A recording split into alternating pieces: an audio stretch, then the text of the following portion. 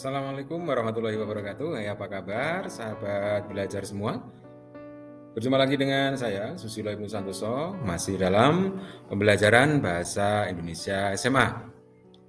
Kali ini kita akan mempelajari materi Bahasa Indonesia kelas 11 semester Gasal, yaitu kebahasaan teks eksplanasi.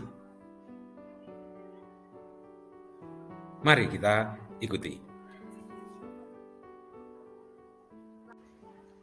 Berdasarkan kaidah kebahasaan secara umum, teks eksplanasi sama dengan kaidah kebahasaan pada teks prosedur. Sebagai teks yang berkategori faktual atau non-sastra, teks eksplanasi menggunakan banyak kata yang bermakna denotatif. Kaidah kebahasaan teks eksplanasi diantaranya, yang pertama penggunaan konjungsi, yang kedua penggunaan kata ganti, dan ketiga penggunaan kata teknis. Yang pertama, penggunaan konjungsi. Sebagai teks yang berisi paparan proses, baik itu secara kausalitas maupun kronologis, teks eksplanasi menggunakan banyak konjungsi kausalitas maupun kronologis. Yang termasuk konjungsi kausalitas antara lain sebab, karena, oleh sebab itu, oleh karena itu, sehingga. Sedangkan yang termasuk konjungsi kronologis atau hubungan waktu, diantaranya kemudian, lalu, setelah itu, pada akhirnya. Teks eksplanasi yang berpura kronologis juga menggunakan banyak keterangan waktu pada kalimat-kalimatnya.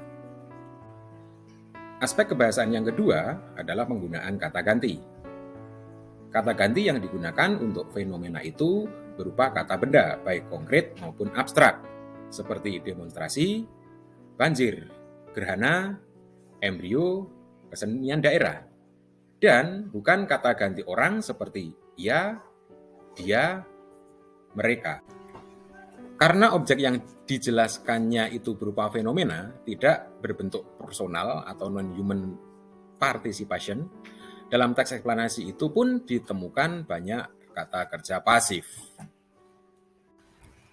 Hal itu seperti kata-kata berikut: terlihat, terbagi, terwujud, terakhir, dimulai, ditimbun, dan dilahirkan.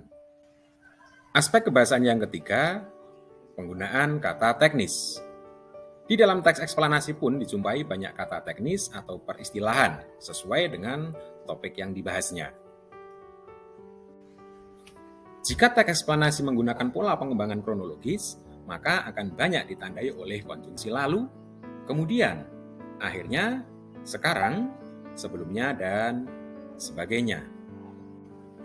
Sementara itu, jika teks eksplanasi menggunakan pola kausalitas atau sebab akibat, maka akan banyak didominasi oleh konjungsi seperti sebab, karena, akibatnya, dan sejenisnya. Sahabat belajar, demikian pembahasan kita kali ini. Semoga bermanfaat. Terima kasih dan salam sehat.